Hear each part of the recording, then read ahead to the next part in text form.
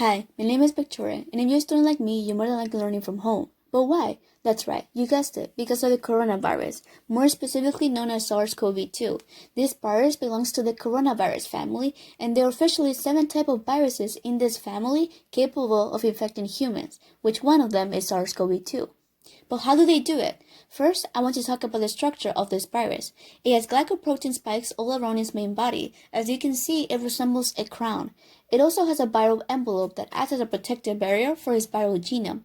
Inside, you will find its viral genome in the form of RNA, which is very similar to DNA, but instead is single-stranded. I want you to compare a virus to a zombie. Both are not really alive or dead. They have some type of genetic makeup inside, and here's the thing, they depend on a host, in this case us, to replicate. Now I want to talk about how specifically the coronavirus gets inside your cell. I want you to think that your cell is like a house. This virus will approach your house and ring the bell. You could say the glycoprotein spikes of the virus will act as a finger and the bell is your cell receptor. This binding interaction is very specific between the receptor and the spikes. This causes the ability of the virus to fuse its membrane with yours and inject its viral makeup inside. I want you to compare the viral genetic makeup, the RNA, to a manual.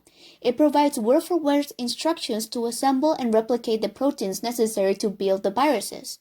Your cell machinery will use this manual to begin that whole process. Eventually, you're going to have a lot of viruses inside your house, in other words, inside your cell. But how do they get out of your cell? I want you to think of lysosomes. Lysosomes are like digestive organelles capable of breaking down and recycle any unwanted cell material by using their enzymes. In a way, they're sort of like garbage cans. The viruses will place themselves inside the lysosomes. I know what you're thinking. That's kind of silly. Why will they do that? They're going to get broken down inside the lysosomes. Well, that's the thing. These viruses are capable of changing the function of the lysosomes to specifically not to do that, to not get broken down inside. Instead, they use these lysosomes to serve as a transportation, and once they're near your cell membrane, they will fuse these membranes with yours, allowing the perfect exit for the viruses to leave your cell and attack another cell nearby. This process is called as lysosome exocytosis. So in a way, lysosomes went from being a garbage can to a garbage truck. This is really bad because now the lysosomes don't serve its original function. Your cell will start building up unwanted material inside to the point that it will cause your cell to malfunction. This is definitely one smelly problem.